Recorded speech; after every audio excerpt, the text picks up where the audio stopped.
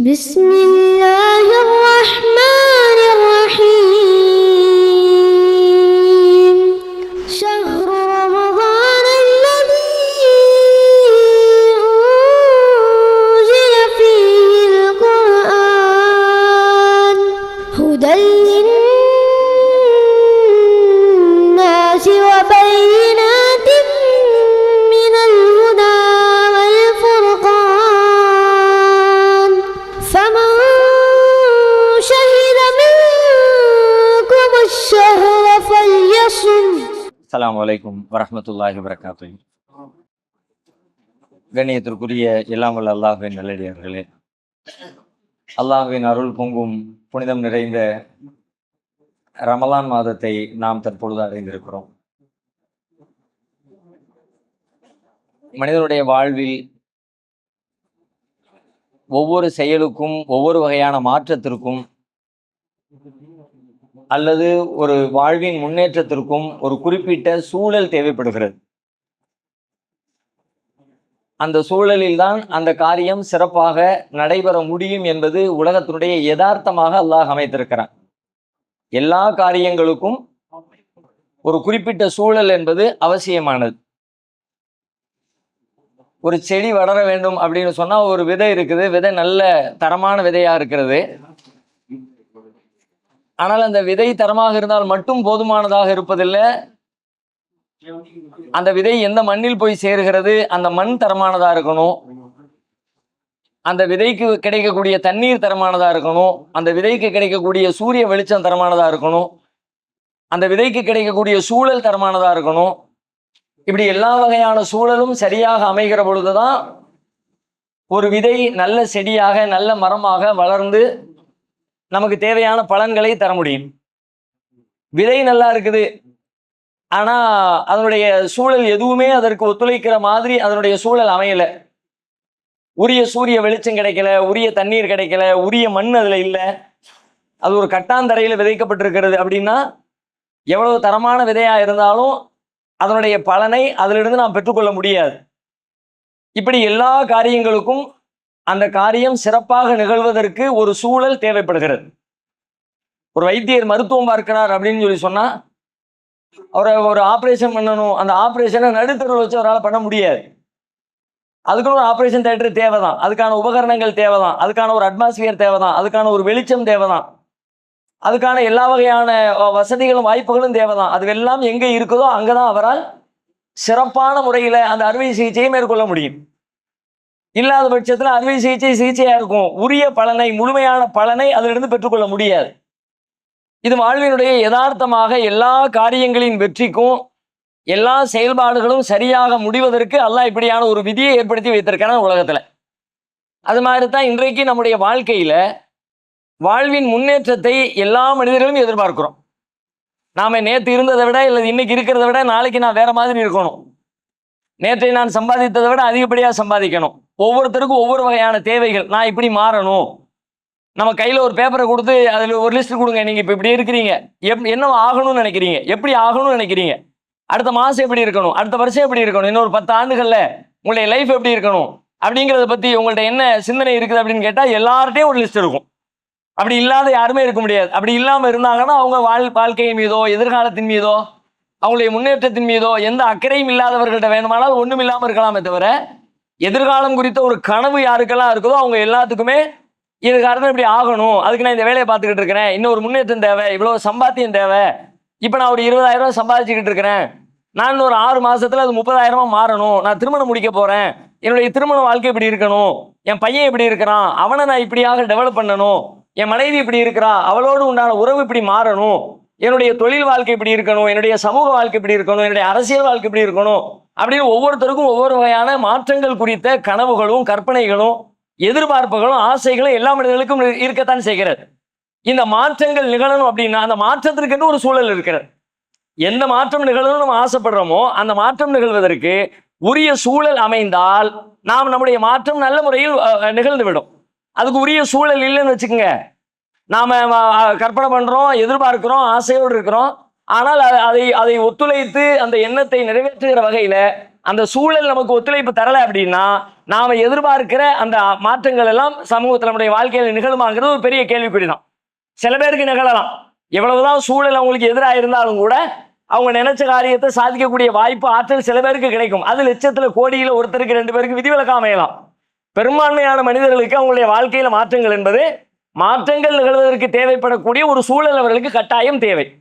அந்த வகையில் நம்முடைய வாழ்க்கையை நாம் மாற்றுவதற்கு, வாழ்வில் முன்னேற்றத்தை நோக்கி நகர்வதற்கு, வாழ்வில் நேர்மையை நோக்கி நகர்வதற்கு, ஒரு நல்ல முஸ்லிமாக மாறுவதற்கு, ஒரு நல்ல எடுத்துக்காட்டு நிறைந்த ஒரு முன்மாதிரியான ஒரு குடும்ப தலைவனாக, ஒரு சமூக தலைவனாக, ஒரு பொறுப்புள்ள சமூக குடிமகனாக, இப்படி நீங்க எந்த வகையான நல்ல மாற்றங்களை அடையணும்னு நீங்க ஆசைப்பட்டாலும் அந்த மாற்றத்தை உங்கள் வாழ்வில் நிகழ்த்துவதற்கு மிக பொருத்தமான சூழல், மிக பொருத்தமான காலம் எது என்று கேட்டால் இப்பொழுது நம்மை அடைந்திருக்கிற இந்த ரமலானுடைய மாதம் தான் அதற்கு மிக பொருத்தமான காலம். உங்க வாழ்க்கையில் நீங்க என்ன ஒரு நல்ல முன்னேற்றமா இருக்கட்டும், கெட்ட முன்னேற்றத்தை பத்தி சொல்லல. சில பேருக்கு கெட்டதுல கூட வச்சிருப்பான் ஆசைகளை, சில தீமைகள் செய்யணும்னு திட்டம் போட்டு வச்சிருப்பாங்க. நான் அவங்கள பத்தி பேசல. வாழ்வில் நிஜமான உண்மையான முன்னேற்றத்தை எதிர்பார்க்கிற, அவங்களுடைய ஆன்மீக வாழ்க்கையா இருக்கட்டும், தனிப்பட்ட வாழ்க்கையா இருக்கட்டும், அந்த வாழ்க்கை அனைத்திலுமே ஒரு பெரிய மாற்றத்தை எதிர்பார்க்கிற யாராக இருந்தாலும் அந்த மாற்றம் நிகழ்வதற்கு அருமையான ஒரு சூழல் உங்களுக்கு அமையப்பட்டிருக்கிற 12 மாதங்கள்ல அற்புதமான ஒரு மாதம் இருக்குன்னு கேட்டா ரமலான் மாதத்தை போல வேற எந்த மாதமும் கிடையாது. நீங்க என்ன திட்டத்தை வைத்திருந்தாலும் அதை செயல்படுத்துவதற்கு தேவையான சூழல் இங்கே வைத்திருக்கிறது. நீங்கள் அந்த சூழலை சரியாக பயன்படுத்தி கொண்டால், சூரியன் இருக்கிறது, காற்று இருக்கிறது, நீர் இருக்கிறது, ஒரு விதை சரியான நேரத்திலே மண்ணில் விதைக்கப்பட்டால் இந்த எல்லா சூழலும் சேர்ந்து அந்த விதையை எப்படி மரமாக உருவாக்கி கொண்டு வருமோ அதுபோல நம்முடைய வாழ்க்கையில மாற்றங்களை நிகழ்வதற்கு எல்லா வாய்ப்புகளும் இந்த மாதத்திலே திறந்து வைக்கப்பட்டிருக்கிறது. சரியான முறையில் இந்த மாதத்தை நம்ம பயன்படுத்தணும் அப்படின்னா குறிச்சு வச்சுங்க, நம்முடைய வாழ்க்கையில் மாற்றம், முன்னேற்றம் சாத்தியமானது. ஆனா நம்ம பெரும்பாலும் அதை கவனிக்கிறதே இல்லை. அப்படியான ஒரு வாய்ப்பு எனக்கு இருக்குது, சூழல் இருக்குது, எல்லா அட்மாஸ்பியரும் இதுல சேர்ந்து கை கொடுத்து கொண்டிருக்கிறது என்பதை பற்றி நம்ம சிந்திக்காத காரணத்தினால மற்ற 11 மாதங்கள் எப்படி நம்மிடம் கடந்து செல்கிறதோ அது மாதிரி தான் இந்த ரமலானுடைய மாதத்தை நாம கடந்து போய்கிட்டே இருக்கிறோம். ஒவ்வொருத்தருடைய வாழ்க்கையிலையும் பல ரமலானை கடந்திருப்பாங்க. ரமலானுக்கு முன், ரமலானுக்கு பின் அப்படின்னு பிரிச்சு பார்க்கிற பெரிய வித்தியாசமா இருக்காது. ரமலானுக்கு முன்னாடி எப்படி இருந்தாங்களோ ரமலானுக்கு பிறகு வர அடுத்த மாதத்திலையும் அவங்களுடைய இயல்பான வாழ்க்கை அதே நிலையில தான் தொடரும். பெரிய வித்தியாசத்தை, பெரிய மாற்றத்தை, பெரிய முன்னேற்றத்தை அது மாதிரி பார்க்கவே முடியல. 40 ரமலான் முடிச்சுட்டேன், 30 ரமலான் முடிச்சுட்டேன், 20 ரமலான் நோன்பு வச்சுட்டேன், எனக்கு விவரம் தெரிஞ்ச காலத்திலிருந்து நான் நோன்பு வச்சுக்கிட்டு இருக்கிறேன் அப்படின்னு சொல்லக்கூடிய பல பேருக்கு ரமலானுக்கு முன், ரமலானுக்கு பின் அப்படின்னு பிரிக்கக்கூடிய ஒவ்வொரு ரமலான்லையும் நான் இப்படி இப்படி இப்படி இப்படி டெவலப் ஆகியிருக்கிறேன் என்று சொல்லுகிற ஒரு கதை இருக்கிறதா, ஒரு சரித்திரம் இருக்கிறதா, ஒரு செய்தி இருக்கிறதா? யாரிடத்திலுமே, பெரும்பான்மையான மனிதர்களிடத்துல அப்படி பார்க்க முடியல. காரணம் என்னன்னா, இதுல எனக்கு இப்படி ஒரு வாய்ப்பு இருக்குது அப்படிங்கிற சிந்தனையே நமக்கு இல்லை. உண்மையில அல்லாஹ் ரப்புல் ஆலமீன் நம்முடைய ஆன்மீக வழிபாடு, தனிப்பட்ட எல்லா மாற்றத்திற்குமான ஒரு சூழலை இதில் அமைத்து தந்திருக்கிறான் என்று அண்ணலம் பெருமகனார் ஸல்லல்லாஹு அலைஹி வஸல்லம் நமக்கு இந்த ரமலான் மாதத்தை பத்தி சொல்றாங்க. எப்படி சொல்றாங்க? நம்ம எல்லாம் மீண்டும் மீண்டும் ரமலான் வருகிற பொழுதெல்லாம் எல்லா உரைகள்லையும் எல்லா ஜும்மாக்கள்லையும் கேட்ட ஒரு செய்தி தான். நபிகளார் சொல்றாங்க, ஹத்தா இதா ஜா ரமலான், இதா ஜா ரமலான் ஃபுத்திஹத் அபுவாபுல் ஜன்னா வ உல்லிகத் அபுவாபுன் நார் வ சுஃபிதத்தி ஷயாத்தீன். ரமலானுடைய மாதம் வந்துவிட்டால் ஃபுத்திஹத் அபுவாபுல் ஜன்னா, சுவர்க்கத்தின் வாசல்கள் திறக்கப்படுகின்றன. வ உல்லிகத் அபுவாபுன் நார், நரகத்தின் வாசல்கள் மூடப்படுகின்றன. ஓ சுஃபிதத்தி ஷயாத்தீன், ஷைத்தான்கள் விலங்கிடப்படுகிறார்கள். இதனுடைய பொருள் என்ன? பெரும்பாலும் நாம் இந்த மாதிரி மார்க்க ரீதியாக வரக்கூடிய பல விஷயங்களை அதனுடைய யதார்த்தமான நடைமுறை சூழலில் அதை புரிந்து கொள்ளாமல் அதற்கென்று ஒரு ஆன்மீக கருத்து கொடுத்து அந்த ஆன்மீக கருத்தை புரிந்தாலும் புரியாவிட்டாலும் அது சரியாத்தான் இருக்கும்னு அறகுறையான எண்ணத்தோட அப்படியே அது கடந்து போயிடும். இது நடைமுறை வாழ்க்கையோடு ஒப்பிட்டு பாருங்க. நம்முடைய வாழ்க்கையில நீங்க நல்ல வகையில் முன்னேறுவதற்கான எல்லா சாத்தியக்கூறுகளையும் எல்லா வாசல்களையும் திறந்து வச்சிருக்கிறேன், அப்படி அல்லாஹ் திறந்து வச்சிருக்கிறதாக ரசூலுல்லாஹ் சொல்றாங்க. சுவர்க்கத்தின் வாசல்கள் திறக்கப்படுகின்றன என்ன? உங்களுடைய செயல்களின் வழியாக முன்னேற்றத்தை நோக்கி நீங்கள் செல்வதற்கு எல்லா வாய்ப்புகளும் இந்த ரமலானில் பிரகாசமாக செய்யப்பட்டிருக்கிறது. நரகத்தின் வாசல் அடைக்கப்பட்டிருக்கிறது. உங்களுக்கு இருக்கிற ஒரு தீமையிலிருந்து நீங்க விடுபடணும்னு நினைக்கிறீங்க, ஏதோ ஒரு தப்பு இருக்கிறது, ஏதோ ஒரு தவறு இருக்கிறது, இந்த தவறு உங்களுடைய உள்ளத்தை விருத்து செய்யக்கூடாதுப்பா, எல்லாரும் நல்லவங்களா இருக்கிறாங்க, நம்ம மட்டும் இந்த வேலையை பார்த்துக்கிட்டு இருக்கிறோம், யாருக்கும் வெளியே தெரியல, ஆனாலும் கூட அசிங்கம் இல்லையா, அல்லாஹ் தடுத்தது இல்லையா, இதையெல்லாம் செஞ்சு செஞ்சு எனக்கு நானே கேட விளைவிச்சுக்கிறேன்னு சமுதாயத்துல வெளியே வந்துச்சுன்னா எவ்வளவு பெரிய அசிங்கமா போயிடும் அப்படின்னு சிறிதோ பெரிதோ தெரிந்தோ தெரியாமலோ அறிந்தோ அறியாமலோ நம்மிடத்துல நம்முடைய உள்ளத்தை உறுத்தி கொண்டிருக்கிற சில பாவங்கள், சில தவறுகள், சில பிழைகள் இருக்கும். அப்படிப்பட்ட பிழைகள்ல இருந்து வெளியே வர முடியாம தவிப்போம்ல. இப்ப நபிகளார் சொல்றாங்க, ஓ ஹுல்லிகத் அபுவாபுன்னார், நரகத்தின் வாசல்கள் மூடப்படுகின்றன. அப்படின்னா நீ தப்பு செய்யறதுக்கான, நீ அதுல போய் விழுவதற்கான வாய்ப்பை எல்லாம் அடைச்சு வச்சிருக்கான். இந்த ரமலானுக்கு ஒருத்தன் தப்புல விழுறாங்கன்னா அல்லாஹ் சாத்தி வச்ச கதவை திறந்துட்டு போய் விழுறானே தவிர இயல்பாக அந்த தப்பை செய்யக்கூடிய சூழல் இருக்கவே இருக்காது. ஏன் இருக்காது? சுஃபிதத்தி ஷயாத்தீன், ஷைத்தான்கள் விலங்கிடப்பட்டு விட்டார்கள். அப்படின்னா என்ன அர்த்தம்? ஷைத்தானிய உணர்வு, தப்பான கெட்ட பாவமான செயல்கள் செய்வதற்குரிய எல்லா வாய்ப்புகளையும் அல்லாஹ் இறுதிக்கு போட்டு வச்சிருக்கான். நீ அதை உடைச்சுக்கிட்டு போய் தப்பு செய்ய முடியுமே தவிர நல்லது செய்யறது ஈஸி, முன்னேற்றத்தை நோக்கி நகர்வது ஈஸி, உன்னுடைய வாழ்க்கையை மேம்படுத்திக் கொள்வது ஈஸி, வாழ்க்கையை கீழாக்கி கொள்வது, தவறுகளை நோக்கி செல்வது, பாவங்களை செய்வது அது இந்த மாதத்துல ஈஸி இல்ல. உன்னுடைய உள்ளமே, உன்னை சார்ந்து இருக்கிற சமூகமே எல்லாமே உன்னை முன்னேற்றத்தின்பால் அழைத்து செல்லக்கூடிய வகையில் இந்த ரமலானை அல்லாஹ் உங்களுக்கு ஆக்கி வைத்திருக்கிறான் என்று அண்ணல் பெருமகனார் ஸல்லல்லாஹு அலைஹி வஸல்லம் சொல்கிறார்கள். அப்படின்னா என்ன அர்த்தம்? நம்முடைய வாழ்க்கையை மாற்றுவதற்கான எல்லா சாத்தியக்கூறுகளும் இந்த ரமலானில் இருக்கிறது.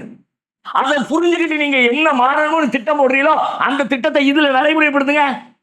ஏன்னா மனிதனுடைய உடலும் மனிதனுடைய மனசும் நேர்கோட்டில் எப்போ பயணிக்குதோ அப்போ அவன் திட்டமிடுகிற சரியான செயல்களை செய்து முடிக்க முடியும். மனிதனுடைய உடலும் மனிதனுடைய சிந்தனையும் ஒரே நேர்கோட்டில் பயணிக்கும் பொழுது எப்போ பயணிக்கும்? கண்டதைகளையும் அள்ளி போட்டு நிரப்பிக்கிட்டே இருக்கீங்கன்னு வச்சுக்கோங்க உடம்புக்குள்ள. அப்படி நிரப்புகிற தருணத்துல உங்களுடைய உடலும் சிந்தனையும் ஒரே நேர்கோட்டில் இருக்காது. மனசு ஒண்ணு செய்யலாம்னு சொல்லும், உடம்பு டயர்டா இருக்குன்னு படுத்துக்கும். உடம்பு செய்யலாம்னு ஆரோக்கியமா இருக்கும், மனசு சோம்பலா இருக்குன்னு சொல்லும். உடம்புல ஒரு கோளாறும் இல்லை, ஆனா செய்ய மனசு வராது. உடம்பு ரொம்ப டயர்டா இருக்குது, மனசு டயர்டா இருக்கும். இப்படி அங்கிட்டு இங்கிட்டு அலைபாயும் பொழுது மனுஷனால திட்டமிட்ட காரியத்தை செய்யவே முடியாது. ஆனா இப்ப நீங்க உள்ளுக்குள்ள போட வேண்டியதெல்லாம் லெவலா போட்டு கரெக்டா போட்டு அப்பப்ப அதை பட்னி போட்டு பக்குவப்படுத்த வேண்டிய முறைப்படி உங்களுடைய பாடி சரியான கண்டிஷனுக்கு வந்துருச்சு. பாடி கரெக்டான கண்டிஷன்ல வந்திருக்கிற இந்த நேரத்துல எப்ப வயிறு என்பது இன்றைய நவீன அறிவியல் விஞ்ஞானிகள் கண்டுபிடித்திருக்கிற செய்தி என்ன தெரியுமா? வயிறு என்பது இரண்டாம் மூளை என்று சொல்லுகிறான். வயிறுங்கிறது இரண்டாம் மூளையாம். மூளைதான் மனுஷன் இருக்குன்னு நினைக்கிற இந்த வயிற்றுக்குள்ள நீ போடுற பொருட்கள் உன் மூளையை இயக்குது. அந்த மூளை சரியா இருக்கணுமா, கரெக்டா சிந்திக்கணுமா, நல்ல வேகமா ஓடணுமா அல்லது படுத்து தூங்கணுமா, நீ உள்ளுக்குள்ள போடுற இறையை பொறுத்து இருக்குதுப்பா. இறையை எப்படி போடுற, எப்போ போடுற, அதை எப்படி செரிக்க வைக்கிற, தேவையில்லாம போடுறியா, அதிகமா போடுறியா, கம்மியா போடுறியா, அதையெல்லாம் வச்சுதான் அதனுடைய மூளையின் செயல்பாடு அமைந்திருக்கிறது. வயிறு என்பது மூளை இரண்டாம் மூளை என்று சொல்லப்படுகிற அளவிற்கு மிக முக்கியமான ஒரு உறுப்பு.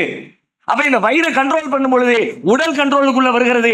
உடல் கண்ட்ரோல் செய்யப்படுகிற பொழுது மனம் கண்ட்ரோலுக்குள்ள வருகிறது. மனமும் உடலும் கண்ட்ரோல் செய்யப்படுகிற நம்முடைய நோன்பின் வழியாக மனம் கண்ட்ரோல் செய்யப்படுகிறது.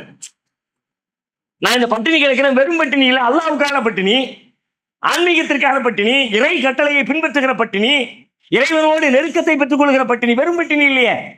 வெறும் பட்டினியா இருந்தா மனசுக்கு அங்க வேலை இல்லை.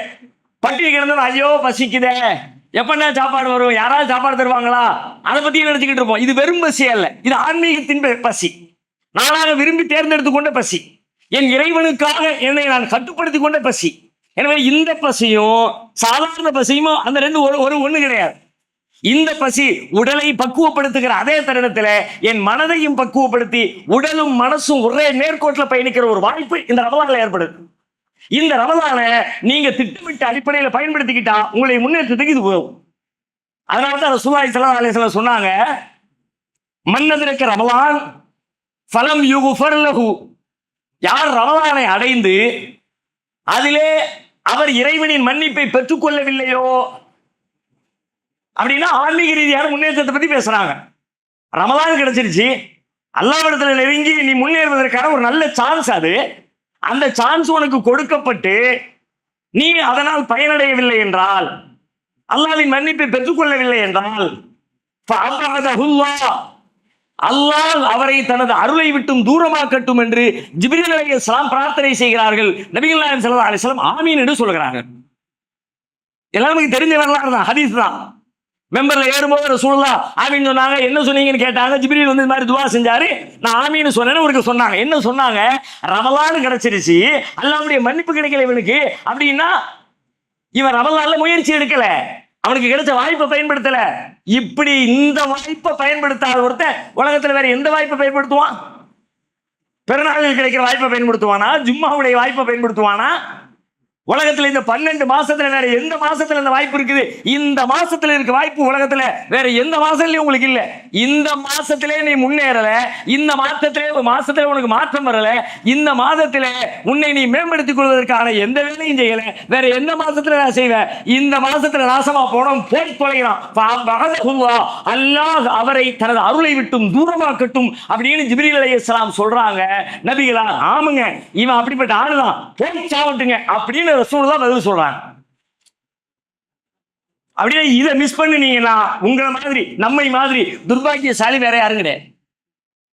அதனால முதல் செய்தி, இந்த ரமலானுடைய ஆரம்ப தினத்திலே அமர்ந்திருக்கிற நாம், முதல் நேரத்திலே அமர்ந்திருக்கிற நாம், இன்னும் முதல் நாள் சஹரை கூட 8வது நிலையிலே அமர்ந்திருக்கிற நான், எனக்கு கொடுக்கப்பட்டிருக்கிற ஒரு அருமையான வாய்ப்பு, என் வாழ்வின் முன்னேற்றத்திற்கு, என் இறை நம்பிக்கையின் முன்னேற்றத்திற்கு, என் அறிவின் முன்னேற்றத்திற்கு, என் குடும்பத்தின் முன்னேற்றத்திற்கு, என் நிம்மதியின் முன்னேற்றத்திற்கு, என் ஒட்டுமொத்த வாழ்க்கையின் முன்னேற்றத்திற்கான ஒரு அருமையான வாய்ப்பு இந்த ரமலான் மாதத்தின் வழியாக எனக்கு திறந்து தரப்பட்டிருக்கிறது.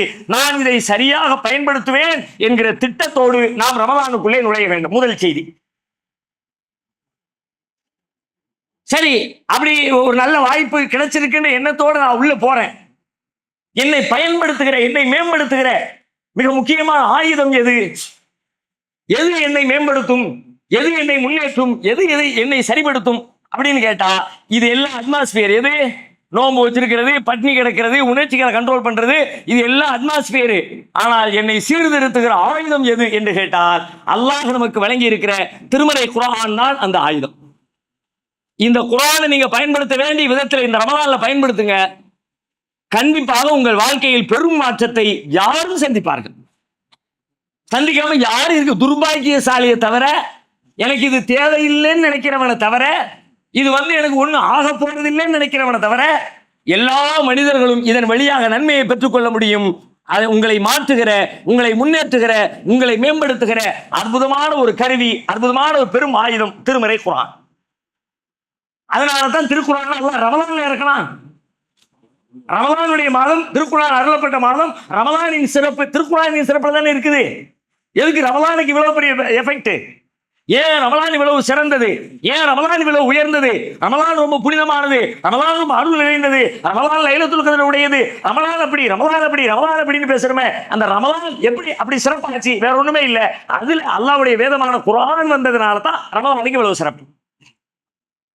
குர்ஆன் இல்லாட்டி சிறப்பு இல்லை. குர்ஆன் வரவில்லை என்று சொன்னால் ரமலானுக்கு எந்த சிறப்பும் இல்லை. அப்படியானால் நம்மை பண்படுத்துகிற பேர் ஆயுதம் எது அப்படின்னு கேட்டா, வெறுமனே ரமலான் என்கிற மாதத்தின் காலை, மாலை, மதியம் 12, இரவு 1 அது அல்ல. இந்த ரமலானிலே அருளப்பட்டிருக்கிற திருக்குர்ஆன் தான் நம்மை மாற்றுகிற பேர் ஆயுதம். அந்த ஆயுதத்தை சரியா பயன்படுத்தணும், நம்முடைய வாழ்க்கை முன்னேறியும்.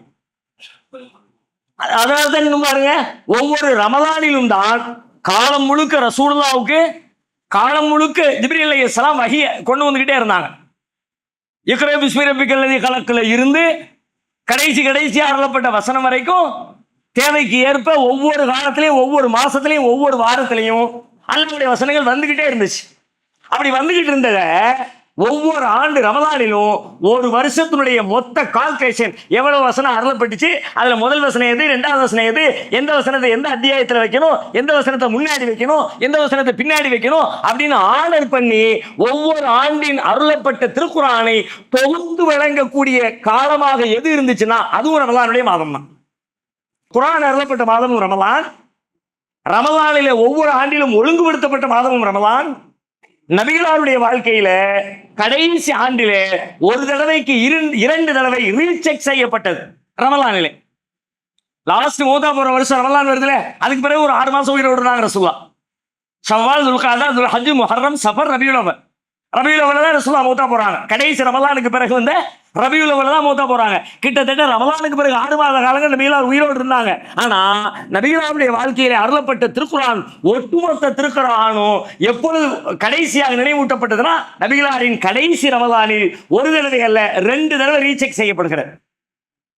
அதுக்கு முந்தையெல்லாம் ஒவ்வொரு ரமலான்லையும் ஒவ்வொரு தடவை, கடைசி ரமலான்ல 2 தடவை அவங்களுக்கு அருளப்பட்டு ஓதி காட்டப்பட்டு இதுதான் முதல் வசனம், இதுதான் ரெண்டாவது வசனம், இதுதான் அல்ஹம்து சூரான் ஆரம்பிச்சா அல்ஹம்துலில்லாஹி ரப்பில் ஆலமீன் அர்ரஹ்மான் ரஹீம் மாலிகி யௌமித்தீன் இந்த ஆர்டர்ல தான் இருக்கணும். அப்படி எல்லாம் ஃபைனல் ஆனது எப்படின்னு கேட்டா நபிகளாருடைய கடைசி ரமலான்ல ஜிப்ரீல் அலைஹிஸ்ஸலாம் 2 தடவை ஓதி காட்டி ஃபைனல் பண்ணிட்டாங்க.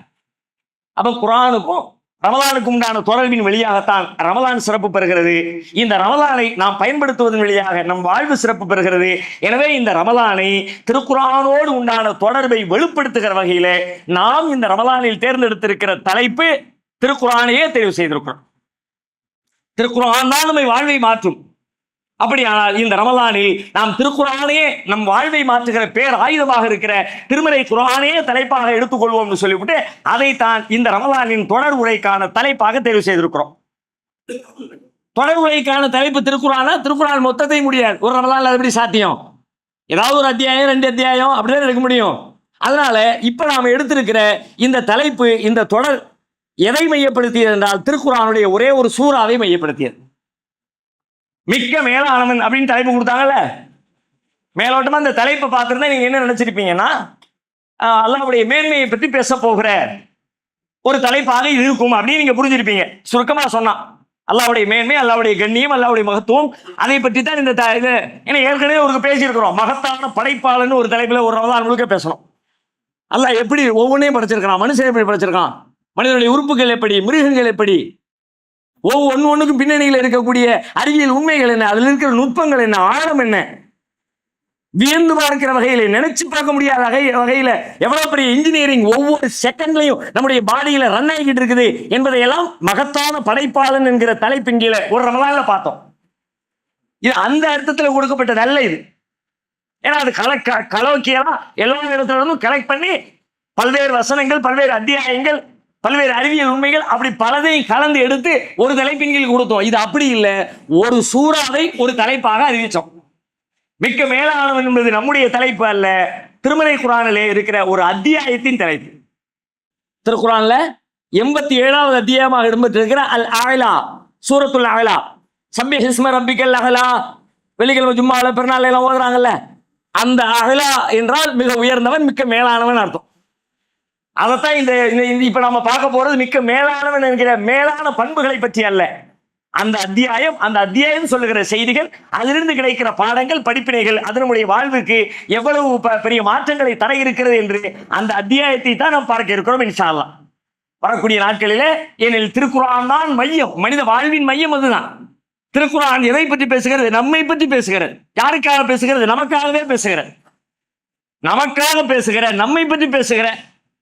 பெரும்பாலும் குர்ஆனை பற்றி பேசுகிற பொழுதெல்லாம் குர்ஆன் எதை பேசுகிறது அப்படின்னு கேட்டா நம்மிடத்துல ஒரு பெரிய லிஸ்ட் இருக்கும். குர்ஆன் எதை பேசுகிறது? வரலாறுகளை பேசுகிறது, ஆன்மீகத்தை பேசுகிறது, உளவியலை பேசுகிறது, நபிமார்களை பேசுகிறது, கெட்டவர்களை பேசுகிறது, அழிக்கப்பட்ட சமூகத்தை பற்றி பேசுகிறது, பொருளாதாரத்தை பற்றி பேசுகிறது. இதெல்லாம் உண்மைதான், இல்லைன்னு மறுக்கல. ஆனா நிஜமா குர்ஆன் இதை விட அழுத்தமா இன்னொரு செய்தியை சொல்லுகிறது. இதையெல்லாம் பேசுகிறது என்று நீங்கள் சொல்லுகிறீர்கள், உண்மையில் அதன் வழியாக எதை பேசுகிறது என்றால் அது உங்களைத்தான் பேசுகிறது. ஃபீஹி ذிக்ருக்கும், அது உங்களை பற்றி பேசுகிறது, என்னை பற்றி பேசுகிறது, உங்களை பற்றி பேசுகிறது, யாரையோ பற்றி அல்ல. இப்ப முதல்ல நீங்க நினைக்கணும், குர்ஆன் என்ன பத்தி பேசுது? மூசா அலைஹிஸ்ஸலாம் அப்படி வாழ்ந்தார்கள், ஈசா அலைஹிஸ்ஸலாம் அப்படி. ஓகே, மூசாவின் பெயரால் மூசாவின் வரலாற்றை பேசுவது அதனுடைய நோக்கம் அல்ல. மூசாவின் பெயரால் நம்மை நமக்கு நினைவுபடுத்துகிறான் அல்லாஹ். மூசா நபி எப்படி கடலுக்கு முன்னால் போய் நிற்கும் போது ஒரு பெரிய நெருக்கடியை சந்திச்சாங்களோ அந்த மாதிரி உன் வாழ்க்கையில திக்கு தெரியாம என்ன செய்யறதுன்னு திகச்சு நிற்கிற ஒரு சூழல் வரும். அப்படின்னா என்ன அர்த்தம்? மூசா நபியின் பெயரால் அல்லாஹ் என்னை பற்றி பேசுகிறான், உங்களை பற்றி பேசுகிறான். மூசா நபி எப்படி கையாண்டாங்களோ, அந்த சிச்சுவேஷனை எப்படி எதிர்கொண்டாங்களோ, அதுல எப்படி மீண்டு வந்தாங்களோ, அந்த நேரத்தில் எப்படி அல்லாஹ்வை நம்பினாங்களோ, அந்த மாதிரி நீங்களும் அல்லாஹ்வின் நம்பிக்கையின் வழியாக இந்த சிக்கலில் இருந்து மீள வேண்டும் என்று மூசா நபியின் பெயரால் நான் தான் பேசப்படுகிறேன், ஈசா நபியின் பெயரால் நான் தான் பேசப்படுகிறேன், முகமது நபியின் பெயரால் நான் தான் பேசப்படுகிறேன். குர்ஆனில் பேசப்படுகிற ஒவ்வொன்றுமே கெட்டவர்களின் பெயராலும் நான் தான் பேசப்படுகிறேன், நல்லவர்களின் பெயராலும் நான் தான் பேசப்படுகிறேன். எல்லாமே நான் என்னதான், என்னையத்தான், உங்களை தான், அவரவரை தான், என்னை பத்தி பேசுது குர்ஆன். அதான் குர்ஆன் ரொம்ப தெளிவா சொல்கிறது, ஃபீஹி திக்ருக்கும், அது உங்களை பத்தி பேசுதுப்பா. யாரையா பேசு நினைச்சுக்கிறேன், ஒன்னே பேசுது. உன் வாழ்க்கையில அந்த சிச்சுவேஷனை கடக்காம இருக்கவே மாட்டேன். அங்கிருந்து இங்க வரைக்கும் படிச்சு பாரு. ஒவ்வொரு நாளும், ஒவ்வொரு கட்டம், ஒவ்வொரு மாசத்துல, ஒவ்வொரு வருஷத்துல, சிறு வயசுல ஒரு பஞ்சாயத்து அது அங்க இருக்குது, 10 பருவத்துல ஒரு பஞ்சாயத்து அது அங்க இருக்குது, 40களில் ஒரு பஞ்சாயத்து அது அங்க இருக்குது, 50களில் ஒரு பஞ்சாயத்து அது அங்க இருக்குது, 45 வயசுல ஒரு பஞ்சாயத்து அது அங்க இருக்குது. வாழ்வில் ஒவ்வொரு கட்டங்கள்ல, ஒவ்வொரு பருவங்கள்ல, ஒவ்வொரு தேவைகள்ல, ஒவ்வொரு சூழல்கள்ல, ஒவ்வொரு பிரச்சனையை சந்திப்பிய அந்த ஒவ்வொரு பிரச்சனையும் ஒவ்வொரு நபியின் பெயரால், ஒவ்வொரு நல்லவர்களின் பெயரால், ஒவ்வொரு கெட்டவர்களின் பெயரால், ஒவ்வொரு சமுதாயத்தின் பெயரால், இப்படி பல பேர்ல உன் வாழ்க்கையை பத்தி தான் பேசியிருக்கேன். நீங்கள் அனாதை குழந்தைகளை ஆதரிக்க விரும்புகிறீர்களா? தந்தை இழந்து, தரமான உணவின்றி, நல்ல உடைகளின்றி, சரியான வழிகாட்டுதலின்றி அனாதைகளாக வாழும் இந்த குழந்தைகளுக்கு உதவும் கரங்கள் தான் தாருல் இல்ம் உதவும் கரங்கள். அல்லாஹ்வின் உதவியால் 2010 10 குழந்தைகள் என்று ஆரம்பிக்கப்பட்ட இந்த உதவும் கரங்கள் சமூகத்தில் கவனிப்பாரற்று அதிகரித்து வரும் அனாதை குழந்தைகளை கருத்தில் கொண்டு தற்போது 160 குழந்தைகளுக்கு மேல் பொறுப்படுத்தி செயல்பட்டு வருகிறது. இவர்களின் கண்ணீரை துடைத்திட நீங்கள் தாராளமாக உதவுங்கள். உங்கள் ஜகாத் மற்றும் சதக்காவை அனுப்ப வேண்டிய முகவரி தாருல் இல்ம், நம்பர் 64, பார்த்தசாரை தெரு, பழைய வண்ணாரப்பேட்டை, சென்னை 21. வெப்சைட் தாருல் இல்ம் hh.com. தொடர்புக்கு 9840725020, 9600055060. எனவே நம்மை பற்றி பேசுகிற, நமக்காக பேசுகிற, நம்முடைய வாழ்வை மாற்றுவதற்காக பேசுகிற திருமறை குர்ஆன் தான் ரமலான் மாதத்திலே பேசப்படுவதற்கு ஆக தகுதியானது என்கிற அடிப்படையிலே திருக்குர்ஆனில் இருக்கிற இந்த அத்தியாயத்தை, சூரத்துல் அலா என்கிற மிக்க மேலானவன் என்கிற அந்த அத்தியாயத்தை, அது சொல்லுகிற செய்திகளை நாம் இன்ஷா அல்லாஹ் வரக்கூடிய நாட்களில் தொடர்ந்து பார்க்க இருக்கிறோம். அதற்கு முன்பாக திருக்குர்ஆன் குறித்த நம்முடைய பார்வையும் நம்முடைய பயணமும் எப்படி இருக்கிறது என்கிற ஒரு சிறு பார்வை. திருமறை குர்ஆன் ஏன், அது என்ன செய்யும், ஏன் அருளப்பட்டது, குர்ஆன் ஏன் அருளப்பட்டது, இந்த கேள்விக்கு ஆன்சர் பண்ணுங்க. குர்ஆன் ஏன்? நேர் வழி, அதை கொஞ்சம் விரித்து சொல்ல முடியுமா? மனிதர்கள் நேரிய வழியில் நடப்பதற்கு. ஓகே, நேரிய வழிங்கிறது ஒரு பொது சொல். கரெக்டா பிராக்டிக்கலா நடைமுறையில் அதை அப்ளை பண்ற மாதிரி. சீர்திருத்தம் நேர்வழியினுடைய மற்றொரு வார்த்தை சீர்திருத்தம் வேற, ஒழுங்குபடுத்துதல் வேற, கட்டமைப்பு வேற. எப்படி வாழலாம், எப்படி வாழக்கூடாது, நல்லது கெட்டது என்ன அப்படின்னு பிரிச்சு காட்டுறது. கிட்டத்தட்ட நீங்க சொன்னது எல்லாமே குர்ஆன் சொல்கிறது. நீங்கள் சொன்ன எல்லா விஷயத்தையும் தான் குர்ஆன் சொல்கிறது. இதுக்கு தான் நேரான வழிகாட்டத்தான், உங்களை பண்படுத்தத்தான், பக்குவப்படுத்தத்தான், மேம்படுத்தத்தான், உங்களை வாழ்க்கையை சீர்படுத்தத்தான், உங்களை படைச்ச இறைவனோடு கொண்டு போய் சேர்க்கத்தான், இன்னும் பல விஷயங்களையும் சொல்கிறது. இதை தாண்டி இன்னும் பல விஷயங்களை மூடலாகவும் சொல்கிறது, விரிவாகவும் சொல்கிறது. உலகத்தில் அல்லாஹ் சொல்லி காட்டுறான். இந்த குர்ஆன் ஏன் அருளப்பட்டது, குர்ஆனே பதில் சொல்கிறது. நீங்க சொன்ன பதில்களும் குர்ஆன்ல இருக்குது, இல்லைன்னு நான் மறுக்கல. நீங்க சொன்ன பதில்களும் குர்ஆனில் இருக்கிறது. ஹுதல் லின்னாஸ், மனித குலத்திற்கு நேர்வழி காட்டுவதற்காக இது அருளப்பட்டிருக்கிறது சொல்கிறது. ஒல் ஃபுர்கான், நல்லதையும் கெட்டதையும் பிரித்து காட்டக்கூடியதற்காக குர்ஆன் அருளப்பட்டிருக்கிறது, குர்ஆனிலே இருக்கிறது. அதுபோல குர்ஆன் இன்னும் சில செய்திகளை சொல்கிறது. அல்லாஹ் பேசுகிறான். கிதாபுன் 14வது அத்தியாயம் முதல் வசனம், சூரா இப்ராஹிம், ஃபர்ஸ்ட் வசனம். கிதாபுன் அன்ஸல்னாஹு இலைக்க முபாரக்குன், கிதாபுன் அன்ஸல்னாஹு இலைக்க லிதுக்ரிஜன் நாஸ மினல் ظுலுமாத்தி இலன் நூர். இருள்களிலிருந்து வெளிச்சத்தின்பால் மக்களை கொண்டு செலுத்துவதற்காக, நபியே நீ கொண்டு சேர்ப்பதற்காக இந்த வேதத்தை உம்மீது நாம் அருள் இருக்கிறோம். கிதாபுன் அன்ஸல்னாஹு இலைக்க, இந்த வேதத்தை உங்களுக்கு நாம தந்திருக்கிறோம். ஏன்னு கேட்டா, இருள்களிலிருந்து ஒளியின்பால், வெளிச்சத்தின்பால், அறியாமையிலிருந்து அறிவின்பால், தீமையிலிருந்து நன்மையின்பால், சைத்தானிடமிருந்து இறைவனின்பால், எல்லாம் இங்கு பொருந்தும்.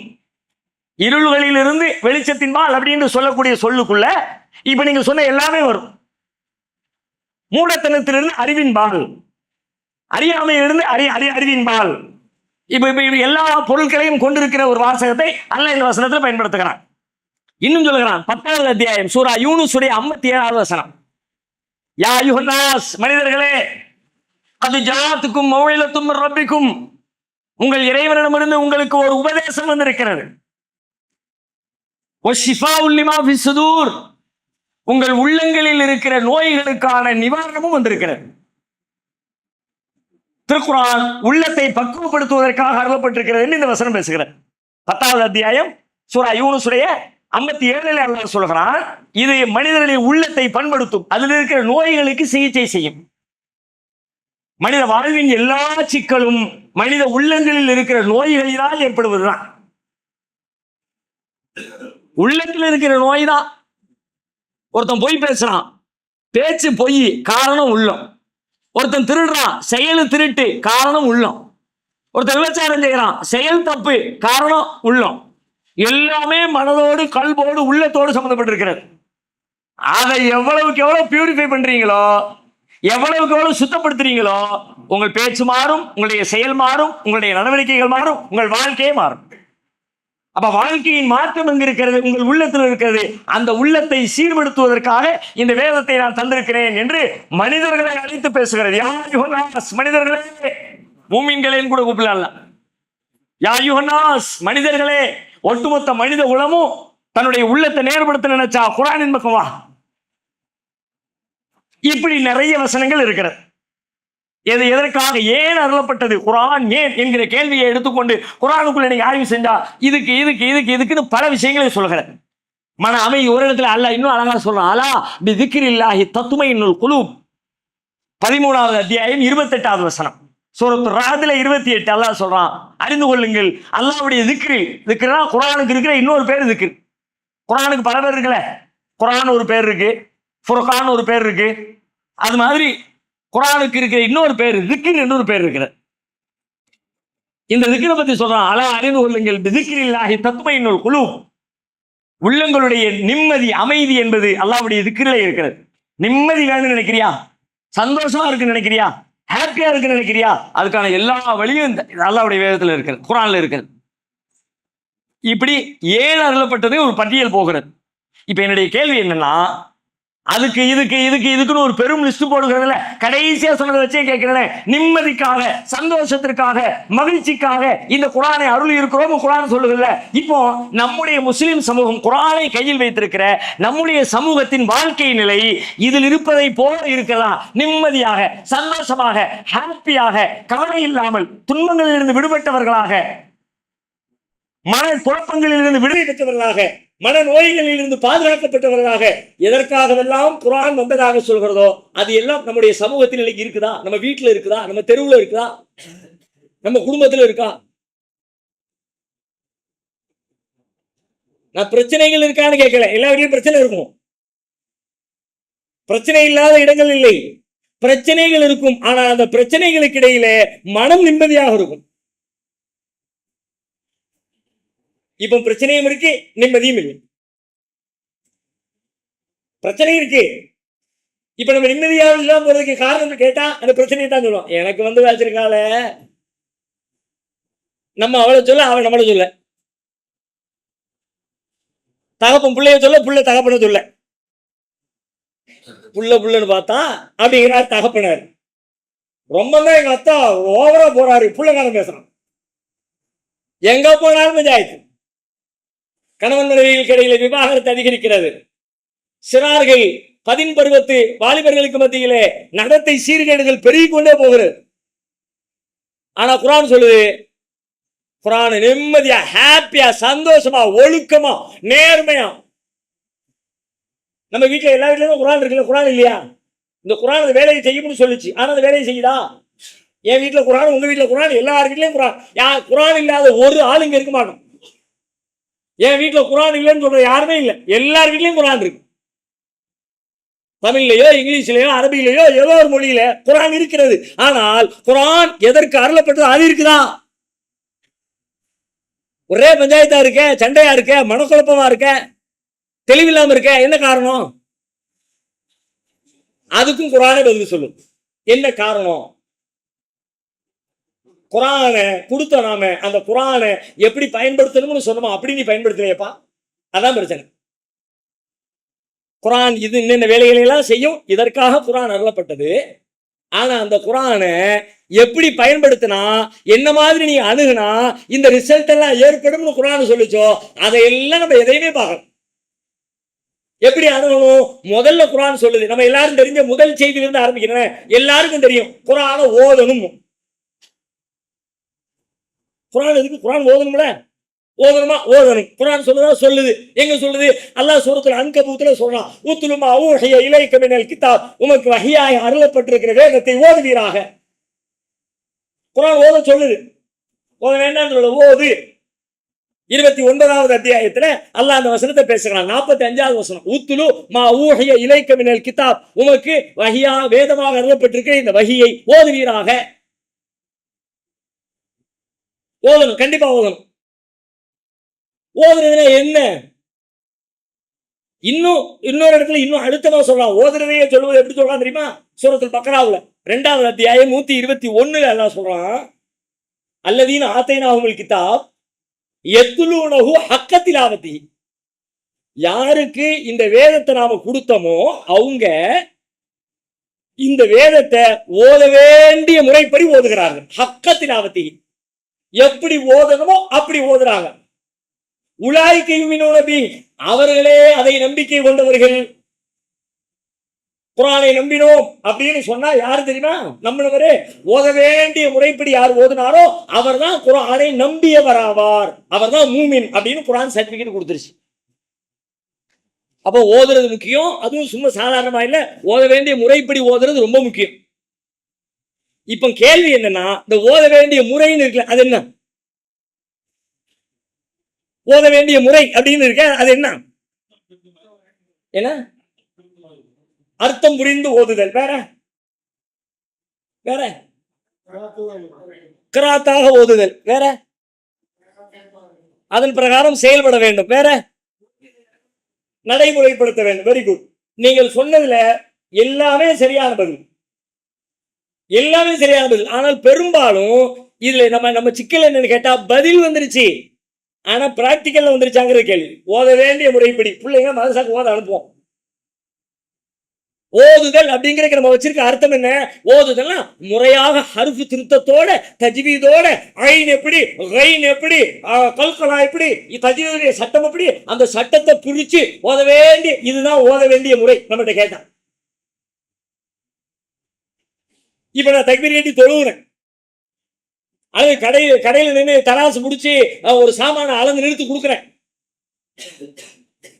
இந்த அளந்து நிறுத்தி கொடுக்குற பத்தியா கரெக்டா நூல் பிடிச்ச மாதிரி கொடுக்குறேன், அல்லது பெருந்தன்மையா கொடுக்குறேன், தாராளமா கொடுக்குறேன், அந்த மாதிரி நான் அளந்து நிறுத்தி கொடுக்குறேன். இதை யாராவது ஓத வேண்டிய முறைப்படி ஓதுறேன்னு யாராவது சொல்லுவோமா? அப்படி சொன்னா நீங்களே சிரிப்பீங்க. நிற்க வேண்டிய முறைப்படி நிற்கிறேன்னு சொல்லுப்பா, அளக்க வேண்டிய முறைப்படி அளக்கிறேன்னு சொல்லுப்பா, தொழ வேண்டிய முறைப்படி தொழுகிறேன்னு சொல்லுப்பா, பேச வேண்டிய முறைப்படி பேசுறேன்னு சொல்லு, அப்படித்தானே சொல்லுவோம். ஆனா குர்ஆன் அதைத்தான் சொல்லுது, ஓத வேண்டிய முறைப்படி ஓதுறாரு. யாரு கரெக்டா முடிக்கிறாங்க அவர் அங்க ஓத வேண்டிய முறைப்படி ஓதுறாரு. கரெக்டா தொழுகிறாங்க, ஓத வேண்டிய முறைப்படி ஓதுறாரு. வெறுமனே வாயில இருந்து சத்தம் வர்றதுக்கு பேர் ஓத வேண்டிய முறை இல்ல. ஏன்னா சத்தத்தை கொடுக்குற ஓத வேண்டிய முறைப்படி சத்தம் போட்டுட்டு எல்லாரையும் நீங்க அந்த லிஸ்ட்ல சேர்த்தா, எனக்கு தெரிஞ்ச ஒரு ஆளை சொல்றேன். பல வருடங்களுக்கு முன்னாடி மதுரை ஆதீனம்னு ஒரு பெரியவர் இருந்தார். அருணகிரிநாதர் அவருடைய பேரு. சைவ மதத்துடைய தலைவராக இருந்தார். ஒரு இந்து சாமியார் அவர். ஒரு பெரிய பஞ்சாயத்து. அந்த நேரத்துல அவர் தொலைபேசியில் அழைச்சு அவருக்கு எதிராக ஒரு போராட்டம் ஆர்ப்பாட்டம் அறிவிச்ச நேரம் அது. அப்ப அவரு நம்பரை கேட்டு வாங்கி தொலைபேசியில கூப்பிடுறாரு, தம்பி அல்தாஃபி, நான் அப்படி எல்லாம் பேசுவேனா? எத்தனை மேடைகள்னா லா இலாஹ இல்லல்லாஹு முஹம்மதுர் ரசூலுல்லாஹி அந்த கலிமாவை எடுத்து பேசியிருக்கேன், நான் அப்படி சொல்லியிருப்பேனா அப்படின்னு சொல்லிட்டு தான் அப்படி பேசவில்லை என்கிற நியாயத்தை என்று பேசுறாரு. அப்படி பேசிக்கிட்டே இருக்கும்போது சொல்றாரு, ஆரம்பிச்சு அல்ஹம்துலில்லாஹி ரப்பில் ஆலமீன் அர்ரஹ்மானிர் ரஹீம் மாலிகி யௌமித்தீன் வலல்லாஹின் வரைக்கும் மூச்சு விடா போகிறார். ஓதி முடிச்சிட்டு அதுக்கு அர்த்தத்தையும் சேர்த்து சொல்றார். சொல்லி முடிச்சிட்டு இதெல்லாம் எத்தனை கூட்டத்துல நான் சொல்லி இருப்பேன், நானா அப்படி பேசினேன். அவர் ஓதுனதை கேட்டீங்கன்னா, நம்ம ஆலிம் சார் இன்னைக்கு ஓதுனார தொழுகையில அதே மாதிரி ஓத வேண்டிய நம்ம வச்சிருக்கோம்ல, ஓத வேண்டிய முறைப்படி ஓதினார். உலாய்க யுமினூன பிஹி, அவர் மூமின் லிஸ்ட்ல சேர்த்துருவோம். நம்ம ஓத வேண்டிய முறைப்படி ஓதுறவர் மூமின்னு குர்ஆன் சொல்லுது. இவர் ஓத வேண்டிய அல்ஹம்துலில்லாஹி ரப்பில் ஹா கரெக்டா இருக்கு, ஐன் கரெக்டா இருக்கு, கைன் கரெக்டா இருக்கு, நம்ம ஆலோசனைக்கிற மாதிரியே கைரில் மக்லூபிங்கிறாரு. நம்ம கூட பல பேர் கைரில் மக்லூபிம்பாங்க. அவர் கைரில் கைனுக்கு கைனு ஐனுக்கு ஐனு வளவு வாழ்வின் லாத கரெக்டா வச்சிருக்கிற மூவின்னு சொல்லிடுவோமா? அப்ப அது அல்ல பொருள். இப்ப நீங்க சொன்னீங்க அதான் நிஜமான பொருள். என்னது? ஓத வேண்டிய முறை. ஓதுதல் என்று சொன்னாலே நன்கு கவனமாக ஆழ்ந்து சிந்தித்து படிப்பதற்கு பெயரே ஓதுதல். தமிழ் மொழியில ஓதுதல் என்கிற சொல்ல மேலோட்டமா படிக்கிறதுக்கு சொல்ல மாட்டாங்க. ஆழ்ந்து படிக்கணும், கவனமா படிக்கணும், சிந்தனையோடு படிக்கணும். அந்த சிந்தனையோடு கூடிய படித்தலுக்கு தான் தமிழ்ல ஓதுதல். இப்ப நாம ஓதுறோம், என்ன ஓதுறோம்னே தெரியாம படிக்கிறதுக்கு ஓதுறதுன்னு வச்சுக்கோம். அலிஃப் லாம் மீம் ஸாலிகல் கிதாபுல் லா ரைப ஃபீஹி ஹுதல் லில் முத்தகீன் அல்லதீன யுமினூன பில் கைபி வ யகீமூன ஸ்ஸலாத வ மிம்மா ரஸக்னாஹும் யுன்ஃபிகூன். என்ன ஓதுறோம்? மிம்மா ரஸக்னாஹும் யுன்ஃபிகூன் ஓதுறோம். என்னப்பா ஓதுறோம்? மிம்மா ரஸக்னாஹும் யுன்ஃபிகூன் ஓதுறோம். அவ்வளவுதான். என்ன ஓதுறதுன்னு தெரியாது. இதுக்கு பேர் ஓதுறதா? இந்த ஓதுறதை அல்லாஹ் சொல்லல. புரிந்து ஓதுவதை, கவனத்தோடு ஓதுவதை, தெளிந்து ஓதுவதை, சிந்தித்து ஓதுவதை, ஆழ்ந்த புரிதலோடு ஓதுவதை, அந்த வேலையை நம்ம செய்யல. அதான் மிஸ்டேக். தமிழ்ல புரிஞ்சுன்னு சில பேர் படிக்கிறாங்க. அவங்களும் எப்படி படிக்கிறாங்க தெரியுமா? அப்படியே பக்கம் பக்கமா படிச்சுட்டே போறாங்க. அவங்களையும் நிப்பாட்டி வச்சு கேட்டோம்னா அங்கேயும் ஒண்ணு தெரியும். என்னப்பா படிச்ச? ஒரு வசனம் 2 வசனம் எடுத்து வச்சு நீங்கள் நீண்ட நேரம் சிந்திக்கணும்.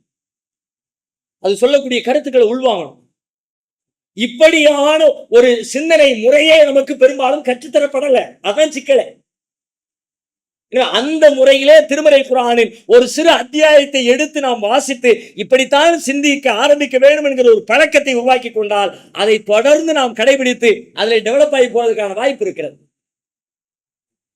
நம்ம அப்படி ஆழ்ந்து கவனித்து சிந்திக்காததுனால, மேலோட்டமா கவனம் இல்லாம, ஒரு ஈடுபாடு இல்லாம நாம் அந்த விஷயங்களை அணுகியதன் காரணமாக நம்முடைய வாழ்க்கையில் அது பிரதிபலிக்கிற, ஏற்பட வேண்டிய மாற்றங்கள் ஏற்படவில்லை, ஏற்பட வேண்டிய முன்னேற்றங்கள் ஏற்படல.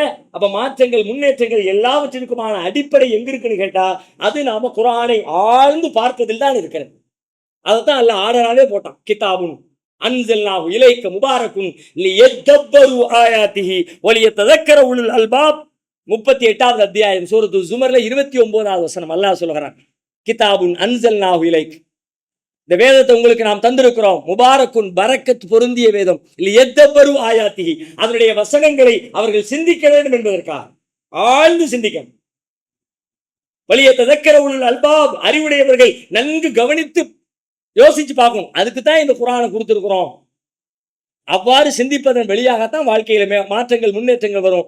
மேலோட்டமா கேட்டா கேட்டுட்டு போய்கிட்டே இருப்போம். நாம மேலோட்டமா தான் கேட்கிறோம் என்பதற்கு ஒரு சின்ன சான்று சொல்லி முடிச்சிடறேன். நம்முடைய கேள்விகளும் நம்முடைய வாசிப்பும் நம்முடைய குர்ஆன் தொடர்பும் மேலோட்டமா இருக்கிறது என்பதற்கு ஒரு சின்ன ஒரே ஒரு சான்று சொல்றேன். ஒரு ஆண்டு காலத்தை எடுத்துக்குவோம். ஒரு வருஷம். இப்ப இன்னையில இருந்து பேக்ல போங்க, அடுத்த ரமலான், பேக்ல போன பிந்திய ரமலான், கடந்து போன முந்தைய ரமலான், இந்த ஒரு ஆண்டு கால இடைவெளியில நாம எத்தனை மார்க்க சொற்பொழிவுகளை கேட்டிருப்போம்? ஒரு தோராய கணக்கு சொல்லுங்க. பெரும்பான்மையா விதிவிலக்குகளை விட்டுருங்க. சில பேர் கேட்டே இருக்க மாட்டாங்க, சில பேர் ரொம்ப கேட்டிருப்பாங்க, அதெல்லாம் விட்டுருங்க. ஒரு தோராயமா சராசரியா தொலை வரக்கூடிய, இஸ்லாத்துல ஈடுபாட்டு கொண்டு இருக்கிற, ஓரளவுக்கு நல்ல மனுஷனா வாழ்ந்துகிட்டு இருக்கிற அந்த மாதிரியான ஆட்கள் எத்தனை மார்க்க சொற்பொழிவுகளை கேட்டிருப்போம்? தோராயம். வாரத்துல ஜும்மா மட்டும் வச்சாலே 50 தாண்டிடுச்சு. ஓகே, அடிஷனலா 1 சேர்த்தோம்னா 100 ஆயிடுச்சு. குறைச்சு போட்டாலும் ஒரு 100 சொற்பொழிவுகள் கேட்டிருக்கோம். வாரத்துல ஒரு ஜும்மா கம்பல்சரி. ஜும்மாவை தாண்டி அடிஷனா ஏதோ ஒரு பயான், அதை விட தாண்டி நம்ம கேட்கிறோம், நிறைய கேட்டுட்டு தானே இருக்கிறோம். இப்ப என்னுடைய கேள்வி ரொம்ப எளிமையானது. 100 சொற்பொழிவுகள் ஓராண்டு கால இடைவெளியில நாம் கேட்டிருக்கிறோம், யூடியூப்ல கேட்டிருக்கிறோம், அதையும் தாண்டி கேட்டிருக்கிறோம். இந்த 100 சொற்பொழிவுகள்ல சராசரியாக நான் சொல்லக்கூடிய சில தலைப்புகள் வந்தே இருக்கும். என்ன தலைப்பு வந்திருக்கும்? புறம் பேசாத வந்திருக்கும், பொய் பேசாத வந்திருக்கும், தொழுகை கரெக்டா தொழுன்னு வந்திருக்கும், அவதூறு பேசாத அப்படின்னு வந்திருக்கும், வாக்குறுதி மீறாதன்னு வந்திருக்கும், பக்கத்து வீட்டுக்காரன்ற சண்டை போட்டுக்காத. இதெல்லாம் சராசரியா மிக்ஸ் ஆகி ஒரு 10 தடவையோ, ஒரு 5 தடவையோ, ஒரு 15 தடவையோ வந்திருக்கும். இந்த ஓராண்டு காலத்தில் குர்ஆனிலிருந்து சொற்பொழிவாக நாம் கேட்ட இந்த விஷயங்களில் எத்தனை விஷயங்களை இந்த ஒரு வருஷத்துக்குள்ள இதை கேட்டேன் மாத்திட்டேன், அதை கேட்டேன் மாத்திட்டேன். பயான் பண்ணாரு ஜும்மாவுல, புறம் பேசினியே செத்த மோன வயலுள்ளி குள்ளி ஹுமசான்ட்டு அல்லா, அதனால மோடி இவ்வளவு பெரிய பாவமா நான் பேச மாட்டேன்னு 6 மாசத்துக்கு முன்னாடி தாங்க பயான் கேட்டேன். அதோட புறம் முடிஞ்சிச்சு, அவதூறு முடிஞ்சிச்சு. பக்கத்து வீட்டுக்கார இடத்துல ரொம்ப ஃப்ரெண்ட்லியா மாறிட்டேங்க, சண்டை போட்டுக்கிட்டே இருப்பேன். பேசினாரு குர்ஆனையும் ஹதீஸையும் பேசினாங்க, அதோட மாறிட்டேன் என்று இந்த ஓராண்டு கால இடைவெளியில் நீங்கள் மாறிய, உங்களை மாற்றிய சொற்பொழிவுகள் எத்தனை, விஷயங்கள் எத்தனை? இந்த ஒரு வருஷத்தை நீங்க வச்சிருக்க பட்டியல் லிஸ்ட் கொடுங்க. ஒன் இயர் தான். நான் நீங்க 40 வயசுல 40 வருஷம் கேட்கல, 50 வயசுக்கு 50 வருஷம் லிஸ்ட் கேட்கல. ஒரே ஒரு வருஷம், ஒரு 6 மாசம், 3 மாசம் ரொம்ப கஷ்டப்பட்டு பயன் பண்ணியிருக்கோம். 2 குறிப்பெல்லாம் எடுத்து மணிக்கணக்கில் உட்கார்ந்து ஒரு ஜும்மா சொல்றது ஒண்ணும் இல்லைல்ல. நெசமா சிந்திங்க. உண்மையிலே நம்மை விட துர்பாக்கியசாலிகள். உங்கள் பலருடைய முகங்களிலே இது சிரிப்பை வரவழைக்கிறது. உண்மையில் எனக்கு கோபத்தையும் கவலையும் வருத்தத்தையும் தான் தருகிறது. கிட்டத்தட்ட நானும் உங்களை போலத்தான் ஒரு நீண்ட நெடிய காலம் இருந்திருக்கிறேன். என்னை ஒன்றும் பரிசுத்தம்னு சொல்லிக்கிறேன், நான் உங்களோட மேம்பட்டவன்னு சொல்ற நிலையில்லை. ஆனால் இப்பொழுது நான் குர்ஆனை பார்க்கிற பார்வை மாறிடுச்சு. இதுவரைக்கும் குர்ஆனை நான் பார்த்த பார்வை வேறு. எனக்கு சொற்பொழிவு நிகழ்த்துவதற்கான ஒரு குறிப்பு புத்தகம் குர்ஆன், அவ்வளவுதான். இதுவரை பயான் பண்ணணும், தலைப்பு கொடுத்துட்டீங்க, ஜும்மா பேசிட்டு ஆகணும். என்ன பண்றது? ஏதாவது குர்ஆனை ஹதீஸை தான் பேச முடியும். போட்டு ஒரு 2 வசனத்தை எடு, என்னத்தை அவனை பேசு, அப்பா சூப்பரா பேசிட்டார். இப்படித்தான் என்னுடைய கடந்த காலமும் இருந்தது. நான் இல்லைன்னு மறுக்கல, நான் பரிசுத்தம் பேசல, நான் உன்னதம்னு சொல்லிக்கல, நானும் அப்படித்தான் இருந்தேன். எப்பொழுது குர்ஆனை ஆழ்ந்து கவனத்தோடு சிந்தித்து வாசிக்க ஆரம்பிக்கிறேனோ அன்றிலிருந்து என் வாழ்க்கையில் மாற்றத்திற்கு என்னிடத்துல இப்போ ஒரு பட்டியல் காட்ட முடியும். சமீப நாட்களில், சமீப மாதங்களில், சமீப வாரங்களில் எனக்கு 45 வருஷத்துக்கு கேட்டீங்கன்னா என் டெய்லி லிஸ்ட், பேசின லிஸ்ட் நிறைய இருக்கு. எதை பத்தி பேசுனா, அதை பேசுனா, இதை பேசுனா, அப்படி பேசுனா, இப்படி பேசுனேன். பேசின லிஸ்ட் நிறைய இருக்கு, ஆனா என் வாழ்க்கையை மாத்தின லிஸ்ட் இல்லை. சமீப நாட்களில் என் வாழ்வை மாற்றிய பட்டியல் என்னிடத்திலே என் கரத்தில் இருக்கிறது. அதை செய்தது எது? வேற ஒண்ணுமே இல்லை. குர்ஆனுக்குள்ள நீங்க ஆழ்ந்து போனீங்கன்னா அது உங்களை செய்யும், அது உங்களை செய்யும், மாற்றும். ஏன்னா அல்லாஹ் படைச்சவனுடைய வார்த்தை, சாதாரண மனிதர்கள் வார்த்தையில் அவன் கொடுக்குறான் கேரண்டி. உன்னை மாத்துறதுக்கு தந்திருக்கிறேன், உன்னை முன்னேற்ற தந்திருக்கிறேன், உன் சீர்திருத்தத்துக்கு தந்திருக்கிறேன், உன்னை என்னோட இணைக்கிறதுக்கு தந்திருக்கிறேன், உனக்கு எனக்குமான தொடர்பை பலப்படுத்துறதுக்கு தந்திருக்கிறேன், உன் வாழ்க்கையில மகிழ்ச்சியை உத்தரவாதப்படுத்துறதுக்கு தந்திருக்கிறேன். கண்டிப்பா அதுல பொய் இருக்காது, பொய் இல்லவே இல்லை. உலகத்தை மாற்றிய நூல்களில் ஆகச்சிறந்த இடத்துல அல்லாஹ்வின் வேதம் தான் இருக்கிறது. ஆனால் நம்முடைய வாழ்க்கை மாறல, நம்ம குடும்பம் மாறல, நம்ம வீடு மாறல, நம்ம தெரு மாறல. அப்படின்னா குர்ஆனோடு நம்முடைய தொடர்பு சரியில்லைன்னு அர்த்தம். அணுக வேண்டிய முறையில் அணுகல, பார்க்க வேண்டிய முறையில பார்க்கல, சிந்திக்க வேண்டிய முறையில சிந்திக்கல, படிக்க வேண்டிய முறையில படிக்கலாம். ஒரே ஒரு தாழ்மையான கேள்வி, கோரிக்கை. இன்றைக்கு இப்ப தொழுதை விடுங்க, பின்னருவுல ஒரு கேந்தீங்க, எப்படி சஹருக்கு எந்திக்க போறோம்? 1 ரக்காத் தொழுவுங்க, ஒரு 2 ரக்காத் தொழுவுங்க.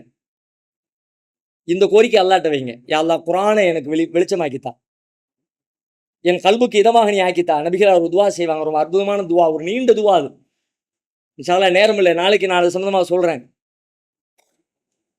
குர்ஆன் ஏற்படுத்துகிற தாக்கத்தை போல உலகத்தில் வேறு யார், எந்த மனிதனுடைய வார்த்தைகளும் பேச்சுக்களும் பயான்களும். என் பயான் உங்களுக்கு சுவாரஸ்யமா இருக்கு, ஆனா அல்லாஹ்வுடைய வேதம் உங்களுக்கு சுவாரஸ்யமா இல்லாட்டி உங்க கல்புல சிக்கல் இருக்குன்னு அர்த்தம். பயானை கேட்டவன புரிஞ்சுக்கிட்டேன், வேதத்தை கேட்டவன புரியல அப்படின்னா அல்லாஹ் சொல்றான், ஃபக்ரவுமா தயஸ்ஸர மினல் குர்ஆன் வலக்கத் யஸ்ஸரல் குர்ஆன லிذிக்ர். இந்த குர்ஆனை சிந்தித்து விளங்குறதுக்கு ரொம்ப லேசா வச்சிருக்கேன். அல்லாஹ்வுடைய வார்த்தை லேசுன்னு அல்லாஹ் சொல்றான், அது எனக்கு புரிய மாட்டேங்குது. அவர் பேசுனது புரியுது, இவர் பேசுனது புரியுது, அவர் சூப்பரா சொல்லிவிட்டாரு. அது எப்படி சொல்ல முடியுங்கிற? என்னால எப்படி சொல்ல முடியும்? அல்லாஹ்வை விட லேசா சொல்ல முடியுமா? அல்லாஹ் சொல்றான், நான் லேசா தந்திருக்கேன் வேதத்தைன்னு. அது எனக்கு லேஸ் இல்லாத மாதிரி தெரியுது, அது எனக்கு சிரமமா தெரியுது, அது எனக்கு புரிய மாட்டேங்குதுங்கிற. ஆனா யாரோ ஒருத்தர் சொன்ன உடனே அவரு சூப்பரா சொல்லிட்டாரு. அல்லாஹ்வுடைய வேதத்தை போல எளிமையானது என்னுடைய வார்த்தை இல்லை, அதை விட கடினமானதுதான். என்னுடைய வார்த்தை மட்டுமல்ல, உலகத்தில் பேசுகிற எந்த அறிஞருடைய வார்த்தையும் அது அப்படித்தான். ஆனா அது ஏன் சிரமமாச்சு தெரியுமா? வேற ஒண்ணுமே இல்லை, போக வேண்டிய முறைப்படி போகல, நுழைய வேண்டிய முறைப்படி நுழையல. மேலோட்டமா எப்படி இப்படி எட்டி பார்த்தா என்ன தெரியுமோ அதான் தெரியும். அதனோடு ஒட்டி பாருங்க, அது உங்களுக்கு தன்னை திறந்து காட்டும். எனவே அப்படி ஒட்டி பார்ப்பதற்காகத்தான் சூரத்துல் அஅலா என்கிற மிக்க மேலான என்கிற 87வது அத்தியாயத்தை எடுத்திருக்கிறோம். இன்ஷா அல்லாஹ் வரும் நாட்களில் அது குறித்து விரிவான செய்திகளை நாம் பார்க்கலாம். வாஹிர் தஅவானா அல்ஹம்துலில்லாஹி ரப்பில் ஆலமீன்.